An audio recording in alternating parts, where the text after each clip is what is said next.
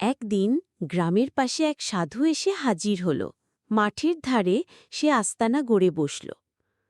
আমি অলৌকিক শক্তির সাধু, যার যা চাই আমি পূর্ণ করব। ওরে বাবা, সত্যি সাধু! এই নিন দুধ, ফল, টাকা সব নিন। গ্রামের লোকেরা তাকে বিশ্বাস করল।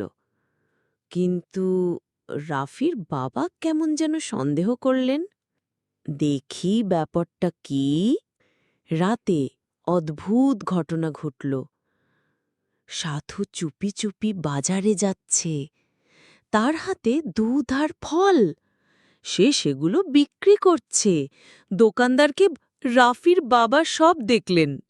পরদিন গ্রামে খবর ছড়িয়ে গেল, এই তুমি সাধু নও, তুমি প্রতারক, গ্রাম ছেড়ে চলে যা। সাধু লজ্জায় মাথা নিচু করল। সে গ্রাম ছেড়ে চলে গেল। বাবা, মানুষকে কাজে দেখে বিচার করতে হয়, চেহারায় নয়। গ্রামের মানুষ নতুন শিক্ষা পেল। ভণ্ডের ফাঁদে না পড়ে সত্য যাচাই করাই সঠিক পথ।